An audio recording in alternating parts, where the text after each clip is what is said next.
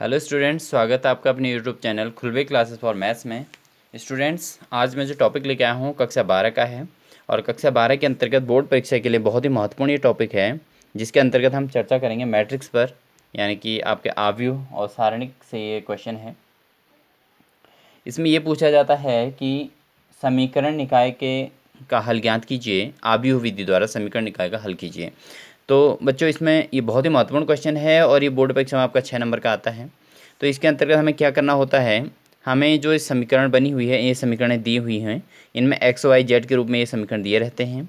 इन समीकरणों को हमें चेंज करना होता है आव्यूह में के रूप में, और उसके बाद हमें इससे एक्स वाई जेड की वैल्यू निकालनी होती है आव्यूह विधि से। तो देखिए क्या होता है, इसमें जो हमारे एक्स वाई और जेड के कोफिशिएंट है, यानी कि इनके गुणांक हैं, एक्स का गुणांक 1, वाई का गुणांक -1, जेड का गुणांक 2, एक्स का 3, वाई का 4 और जेड का -5। तो इनसे हम क्या बना देंगे, इनसे हमारी बनेगी एक मैट्रिक्स बन जाएगी बच्चों। ठीक है, अगर ये मैट्रिक्स बनेगी तो ये जो मैट्रिक्स बनेगी इससे हम निकाल सकते हैं इनका मान, एक्स वाई जेड का मान। और देखिए यहाँ पर हमारा 7, -5 और 12। ठीक है, तो देखिए इसको हमने गुणांकों को इस तरीके से लिख दिया इस मैट्रिक्स के रूप में, और एक्स वाई जेड एक ही बार लिख दिया, वो भी कॉलम के रूप में, और दाईं ओर हमने इनको भी कॉलम के रूप में लिख दिया जो संख्याएं दी हुई हैं। ठीक है बच्चों, अब देखिए यहाँ से क्या होगा, देखो अगर आप इसको गुणा करोगे ना, पहली पंक्ति से पहले स्तंभ को गुणा करोगे तो देखो 1 से एक्स को इंटू किया तो एक्स आ जाएगा, -1 से वाई को इंटू किया तो -वाई आ जाएगा, और 2 से जेड को इंटू करेंगे तो 2 जेड आ जाएगा। ठीक है, तो यानी कि ये इक्वेशन ऐसी सेकंड रो से कॉलम को इंटू करते हैं तो 3 से एक्स को इंटू 3x, 4 से वाई को इंटू तो 4y, और -5 से जेड को इंटू तो -5z। तो आपकी इक्वेशन वही बन चुकी है जो ऑलरेडी है। ठीक है, अब इसको हम कह देते हैं a, इसको कह देते हैं हम x, और इक्वल टू हम इसको कह देते हैं b, इसको b कह देते हैं। तो इससे हमारा x इज इक्वल टू क्या आ जाएगा बच्चों, x इज इक्वल टू आ जाएगा b/a, यानी कि इसको x इज इक्वल टू हम कह सकते हैं A इनवर्स B। यानी कि हमने इस पूरे मैट्रिक्स को A मान लिया है, इसको हमने x मान लिया है, और इसको मान लिया हमने B मान लिया बच्चों। ठीक है, तो A इनवर्स B से बन जाएगा। अब बात आती है कि जब ये A इनवर्स B बन गया है तो हमें A इनवर्स निकालने के लिए कोशिश करनी है। ठीक है, क्योंकि x तो हमारा निकलेगा, x की जब एक्स वाई जेड को रख देंगे बाद में, A इनवर्स जो हमें निकालना है, और B की जगह हम इसको रख देंगे, फिर इसको मल्टीपल करेंगे। बड़ा क्वेश्चन है तो 6 नंबर के लिए बहुत महत्वपूर्ण है, तो ध्यान से आपको समझना होगा। चलिए अब हम मैट्रिक्स ए को ले लेते हैं, चूँकि ए इज इक्वल टू है हमारा 1, -1 और 2, 3, 4 और -5, 2, -1 और 3, ये हमारा ए इक्वल टू हो गया बच्चों। अब इससे हम क्या निकाल देंगे, इसके निकाल देंगे उपसारणिक। देखिए अब इसका हम उपसारणिक जब निकालते हैं तो कैसे निकलती है, तो उपसारणिक के लिए देखो बच्चों, ये थोड़ा मेथड अलग है, हो सकता है आपने ये वाली मेथड ना पढ़ी हो, लेकिन ये मेथड बहुत सरल होती है, इसलिए मैं इसको करा रहा हूँ। देखिए इस तरीके से हम इसमें बना देते हैं, इस तरीके से बनाते हैं। देखो कैसे बनता है ये, आप इस तरीके से बना भी सकते हो, डायरेक्ट सॉल्व भी कर सकते हो। देखिए कैसे होगा। अब हमें क्या करना है, पहली पंक्ति और पहले स्तंभ को छुपा देना होता है। तो इस तरीके से हम इसको छुपा देते हैं, पहली पंक्ति और पहले स्तंभ को जब हम छुपाएं यहाँ से, तो क्या हो जाएगा, ये और ये छुप गए, तो हमारे क्या बचा बच्चों, 4, -5, -1 और 3, ये बचेंगे हमारे पास। दूसरे राउंड में हम क्या करेंगे, दूसरे कॉलम पहली पंक्ति को ही छुपाएंगे और दूसरे कॉलम को छुपा देंगे। तो हमारे पास क्या क्या बचेगा, 3, 2, -5 और 3, 3, 2, -5 और 3 बचेगा बच्चों। फिर हम क्या करेंगे, इसको और पहली पंक्ति को छुपा देंगे, पहली पंक्ति को और इस कॉलम को छुपा देंगे। तो हमारे पास क्या क्या बचेंगे, 3, 4, 2 और -1। ठीक है, अब यही काम हमें क्या करना है, दूसरी पंक्ति और दूसरे स्तंभ को छुपाना है, दूसरी पंक्ति और पहले स्तंभ को छुपाना है। जो बचेंगी, जो संख्या आपको दिख रही हैं, उसको हमने लिख देना है। तो हमारे पास क्या क्या बचेंगे, -1, 2, -1 और 3, ये और ये बचेंगे। फिर उसके बाद हम क्या करेंगे, दूसरे पंक्ति को और दूसरे स्तंभ को पूरा छुपा देंगे। तो हमारे पास कोने वाली संख्या बचेंगी, 1, 2, 2 और 3, 1, 2, 2 और 3 बचेंगे बच्चों। उसके बाद हम इस पंक्ति और इस स्तंभ को छुपा दें तो हमारा 1, -1, 1, -1, 2 और -1 बचेगा। इसके बाद हम आते हैं तीसरी पंक्ति पे। तीसरी पंक्ति पहला स्तंभ तो हमारा आ जाता है -1 2 4 और -5। फिर ये पंक्ति और दूसरा स्तंभ आ जाएगा तो ये 1 3 1 3 2 और -5 बचेगा।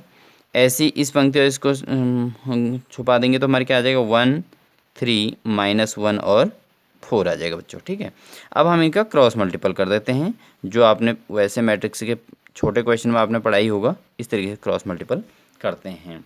तो देखिए अब क्या आ जाएगा, इसको क्रॉस मल्टीपल करके इससे हमारा जो क्रॉस मल्टीप्लिकेशन करके आ जाएगा वो इस तरीके से आएगा, आप समझेंगे।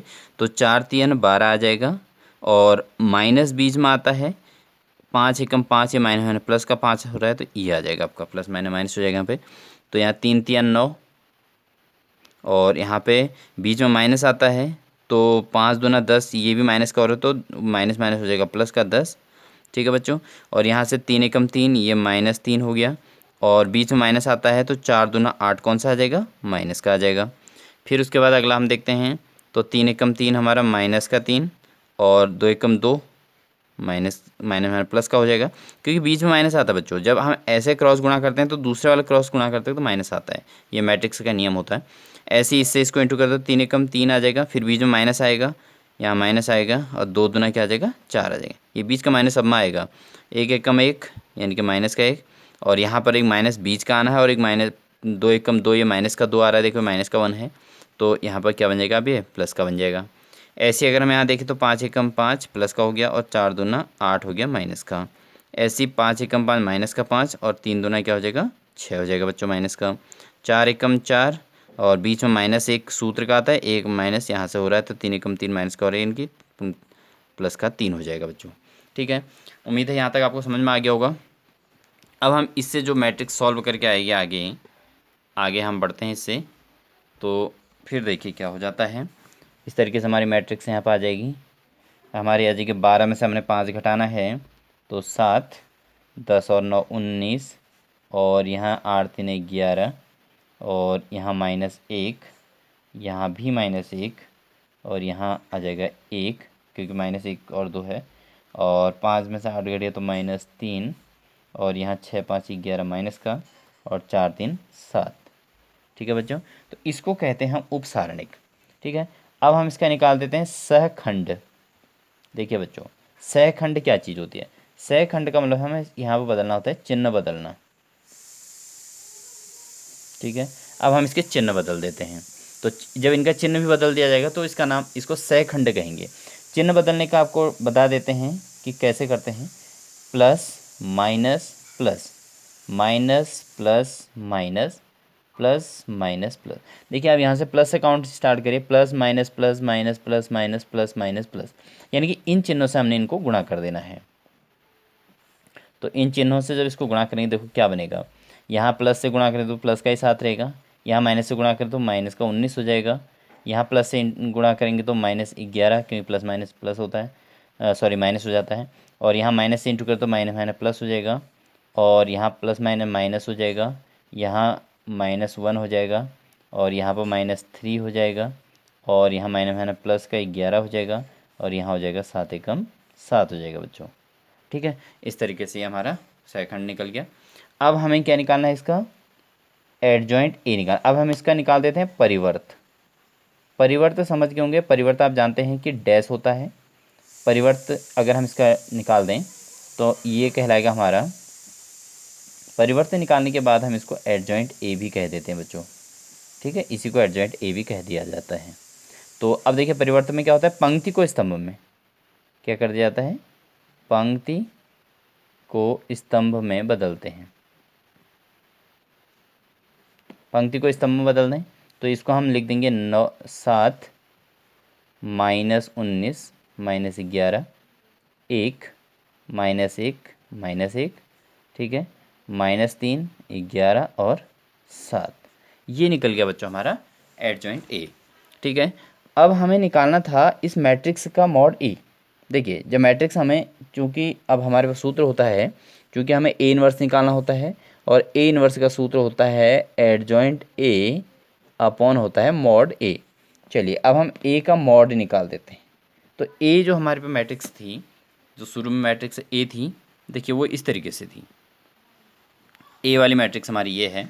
हम इसका एडजॉइंट निकाल देते हैं। तो देखिए मैं इसको यहीं पर से इसको कंप्लीट भी करता हूँ। तो देखिए एडजॉइंट निकालने का क्या होता है, सॉरी मॉड ए निकालने का होता है, ये पंक्ति को छुपा देते हैं। देखो पहली पंक्ति और पहले स्तंभ को आप छुपा दीजिए, ठीक है। जो चीज़ें बचती हैं उनको लिखा जाता है। तो क्या हो जाएगा, 4 3, पहले तो 1 को लिखा जाएगा, 1 लिख दिया जाएगा, फिर यहाँ से इससे इसको गुणा किया, इससे यहाँ का। तो 4 3 12, बीच में माइनस आता है, 5 एकम 5 कौन सा वाला, 5 एकम 5, ये तो प्लस का 5 हो जा रहा है, लेकिन सूत्र की वजह से -5 आ जाएगा, ठीक है। फिर बीच में हमारा माइनस आता है। अब लेकिन ये जो दूसरी पंक्ति और पहली पंक्ति और दूसरे कॉलम को हम छुपाएंगे, आप देख रहे होंगे इसको और इसको जब छुपाया जाएगा तो ये -1 दोनों से छुप रहा है। तो हम इस -1 को यहाँ पे यूज़ करेंगे। देखिए इस माइनस से क्या हो जाएगा, माइनस प्लस हो जाएगा, बीच में माइनस आता है। देखो आपने चिन्ह सारणी देखी थी, अभी चिन्हों की सारणी देखी थी आपने, दूसरे नंबर पे क्या होता है, माइनस होता है, ठीक है। तो इस माइनस की वजह से ये -1 क्या बन जाएगा, +1 बन जाएगा। और उसके बाद हमें अब ये छुपाए तो हमारे क्या क्या बचे, 3 2, देखो इसको और इसको छुपा दिया, 3 2 -5 और 3, तो यहाँ पर आ जाएगा 3 3 9, तो यहाँ जाएगा 3 3 9 हो जाएगा, माइनस क्या हो जाएगा बच्चों, 5 और 2, 5 दूना 10, 10 कौन सा हो रहा है, ये माइनस का हो रहा है, तो यहाँ भी ये माइनस माइनस क्या बन जाएगा, अब प्लस का 10 हो जाएगा, ठीक है। फिर तीसरे नंबर पर आते हैं, फिर इसको छुपाना है और पहली पंक्ति को छुपाना है। तो यहाँ पर 2 आ रहा है ना, इस 2 का हम यहाँ पे यूज़ कर देंगे, तो प्लस का 2 आ जाएगा। फिर ब्रैकेट के अंदर ये और ये छुपाया है हमने, तो हमारे पास आप क्या बचा, 3 और 1 बचा है, तो 3 एकम 3, माइनस का 3, और यहाँ पर 4 दूना 8, कौन सा वाला, -8 हो जाएगा बच्चों, ठीक है। अब आपको समझ में आ गया होगा इतना। ये आप लोग मॉड निकालना तो बहुत सरल चीज़ है।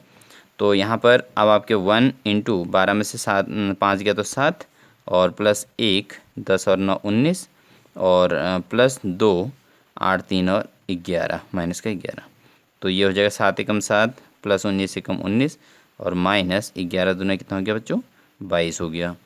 अब ये जो है 19 और 7 जोड़ देंगे तो 26, 26 -22, तो कितना आ जाएगा बच्चों, ये 4 आ जाएगा। तो ये हमारा मॉड ए निकल गया 4। चलिए अब हम निकाल देते हैं ए इनवर्स। इसलिए ए इनवर्स बराबर क्या हो जाता है, एडजॉइंट ए अपॉन क्या हो जाता है बच्चों, मॉड ए हो जाता है। अब आपका एडजॉइंट ए कितना आया था, ये पूरी मैट्रिक्स एडजॉइंट ए है, तो 1/4 मॉड के अंदर, क्योंकि 1/4 क्यों लिखा, क्योंकि बटे में मॉड ए है, मॉड ए का मान 4 है, तो 1/4 हमने बाहर कर दिया। बाकी जो अंदर है इनको ऐसे लिख देते हैं, 7 1 -3, -19 1 और 11, -11 -1 और 7, ठीक है बच्चों। ये हमारा इस तरीके से इतना आ गया। अब हमें इसमें क्या करना होता है, इसके बाद हमें इसका निकालना होगा, बच्चों इसका। अब इसका यूज़ करेंगे हम किस में, अब हमें निकालना है AX बराबर B, चूँकि हमारा X = क्या था, A इनवर्स B था, ठीक है। उम्मीद है आपको यहाँ तक समझ में आ गया होगा। तो अब हम इसके फाइनल स्टेज की ओर चल रहे हैं इस क्वेश्चन की। तो X बराबर A इनवर्स B होता है, तो आप समझ लीजिए कि X का मान क्या माना था हमने शुरू में, X Y Z को हमने कैपिटल X माना था। A इनवर्स हमारे ये आ गया है। चलिए अब इसको 4 को अंदर यूज़ कर लेते हैं, तो 7/4 और 1/4 -3/4 -19/4 -1/4 11/4, ठीक है। इसको भी -11/4 और -1/4 और 7/4 हो जाएगा, ठीक है। और उसके बाद b, अब देखिए b की वैल्यू हमें रखनी है। देखो x बराबर ए इनवर्स b हमारा था, अब b की वैल्यू कहाँ है हमारी, देखो क्वेश्चन में शुरुआत में ही b माना था हमने, ये a माना था मैट्रिक्स को, x इनको माना था जो इसके गुणांक थे, और b जो हमने माना था दाएं पक्ष को b कहा जाता है। इसमें हर जगह वही करना है आपने, हर क्वेश्चन एक ही ट्रिक पर आधारित है यहाँ पे। तो ये आपका हो गया कौन सा, 7, ये हो गया 7, ये हो गया -5, और ये हो गया आपका 12 हो गया बच्चों, ठीक है। अब हम इसको सॉल्व कर लेते हैं। तो देखिए सॉल्व करने का तरीका होता है, पहली पंक्ति से पहले स्तंभ को गुणा करना होता है। तो हमारा इससे इसको गुणा करें तो 7 7 49 बट्टे कितना आ जाएगा बच्चों, 4 आ जाएगा, ठीक है। प्लस, अब देखो प्लस होता है ना, पहली पंक्ति से पहले स्तंभ को सारे गुणा करते हैं, तो 4 ये कितना आ जाएगा। अब लेकिन प्लस माइनस हो रहा है यहाँ पे, 5 एकम 5/4, फिर उसके बाद फिर यहाँ भी माइनस आ रहा है, तो 12 3 36, -36/4। ठीक है, ये हमारे किसका मान आ रहा है, XYZ का मान आने वाला है।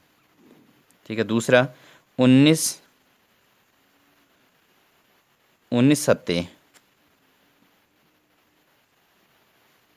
133/4 और यहाँ पे आपका आ जाएगा +5/4 और प्लस यहाँ पर आ जाएगा 11 × 12, तो 12 दशम 120 और 12 एकम 12 यानी कि 132/4 आ जाएगा बच्चों। ठीक है, अगला हमारा आ जाएगा 11, इससे इंटू कर तो 11×7 = 77/4 और यहाँ पर 5 एकम 5/4 क्योंकि 2 माइनस हैं, प्लस हो जाएंगे और 12×7 = 84 कितना आ जाएगा, 4 आ जाएगा बच्चों। ठीक है, इनके बीच में कौन सा चिन्ह आ रहा है सेकंड नंबर में, पहले नंबर पे तो ये हो गया, दूसरे नंबर पे इन दोनों माइनस के आ रहे हैं तो इट मीन्स प्लस हो जाएंगे।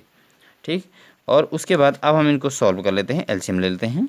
देखो हमारे पास 49 जो है प्लस का है और ये दोनों माइनस के हैं, एलसीएम तो 4 आ जाएगा बच्चों इनका ना, सीधे सीधे सबके नीचे 4 है तो 4 ही आ जाएगा। और यहाँ 36 और 5 हो जाएगा आपका, कितना हो जाएगा ये, -41 हो जाएगा। दूसरे वाले में आप देख होंगे ये हमारा था -133 था ये, तो दूसरे वाले में हमारा -133 और प्लस 132 और 5 कितना हो जाएगा ये, 132 और 5 137 बट्टे कितना हो जाएगा बच्चों, 4 है। तीसरे वाले में देखें तो हमारे ये 84 प्लस का आ रहा है ये और ये माइनस का है, तो 84 और 5 हो गया हमारे, कितना हो गया बच्चों, चलो -77 को पहले लिख देते हैं, प्लस 84 और 5 89 हो गया ये, बट्टे 4 आ जाएगा। ठीक है, अब उसके बाद इस 49 में से अगर हम इसको माइनस कर दें, मैं इसको सरलतम बता रहा हूँ, नहीं तो इतना एक्सप्लेन आपको नहीं करना है, आपको सीधे सॉल्व करना है। तो यहाँ पे आ जाएगा 8/4 और यहाँ इसको घटा के आ जाएगा आपका 4/4 और यहाँ पर आ जाएगा 77 10 87 88 89 यानी कि 12/4। ठीक है, तो यहाँ पर इससे सरलतम और क्या आ जाएगा, 4 का भाग 8 में 2 बार, 4 का भाग 4 1 बार और 3 का भाग 12 में 3 बार। ठीक है बच्चों, तो इससे हमारा XYZ जो थे इनका मान आ गया 2 1 और 3, तो x बराबर 2 हो गया आपका पहले नंबर वाला और y बराबर हो गया 1 और z बराबर कितना हो गया बच्चों, 3 हो गया। तो ये आपके मैट्रिक्स का आंसर आ जाता है। अब हमारे पास देखो जो आंसर आ रखे हैं उनको हम चेक कर लेंगे कि सही है गलत है, तो यहीं पर इसको इसमें चेक किया जा सकता है। अगर हम x का मान हमारा आया है बच्चों 2, अगर हम यहाँ पर 2 रख देते हैं तो आप देख लीजिए, थोड़ा मैं समझा रहा हूँ, तो x का मान जैसे हमने 2 रख दिया, -1 × y यानी कि y ही है, y का मान हमारा 1 आ रखा है तो 1 रख देते हैं और प्लस z का मान हमारा 3 आया है तो 2 × 3 यानी कि 2 3 कितना हो जाएगा बच्चों, 6 हो जाएगा। तो अब इसको सॉल्व करते हैं, 6 और 2 कितना हो गया हमारा, 8 हो गया, 8 में से ऋण कितना है, 1 है, 8 में से 1 घटाई कितना होता है, 7, तो ये आपका 7 ही क्वेश्चन में भी है। ऐसे आप इनमें भी रखोगे तो यही मान आएंगे। ठीक है बच्चों, तो इस तरीके से ये क्वेश्चन आपका कंप्लीट होता है 6 नंबर का बोर्ड एग्जाम, इंटरमीडिएट बोर्ड परीक्षा के लिए बहुत ही महत्वपूर्ण ये क्वेश्चन था और ये क्वेश्चन बहुत बार आया हुआ है इसलिए मैंने इसको सेलेक्ट किया है। आप लोग इसको इसी प्रकार के अन्य अपनी एक्सरसाइज से अन्य क्वेश्चन को कर सकते हैं। इस वीडियो को आप पॉज करते करते आराम आराम से देखते हुए इन क्वेश्चनों को करते रहिए। तो उम्मीद है आप सभी बच्चे अच्छी तैयारी करेंगे, आप बोर्ड परीक्षा में अच्छे स्कोर करेंगे और जो भी आपके लिए प्रयास किया जा रहा है आपके लिए ये हेल्पफुल रहेगा और आप इसका लाभ उठाते रहेंगे। तो इसी उम्मीद के साथ आप सभी स्टूडेंट्स को और ध्यान रहे चैनल को लाइक और सब्सक्राइब करना ना भूलें, अपने साथियों को शेयर कीजिए, मैक्सिमम लोगों को शेयर कीजिए जो भी आपकी बदौलत जो इसका फ़ायदा उठा सकते हैं, क्योंकि मैं आपको परिचय के हिसाब से आपको शेयर कर रहा हूँ, तो आप अपने परिचय वालों को शेयर कीजिए जिससे आप उनका भी भला हो सके और आपका भी भला हो सके। ठीक है, तो लाइक और सब्सक्राइब ज़रूर कीजिएगा। तो सभी बच्चे अच्छी तैयारी करें और अपने मेहनत को दोगुनी करते हुए काम करें। तो इसी के साथ आप सभी स्टूडेंट्स को ऑल द बेस्ट।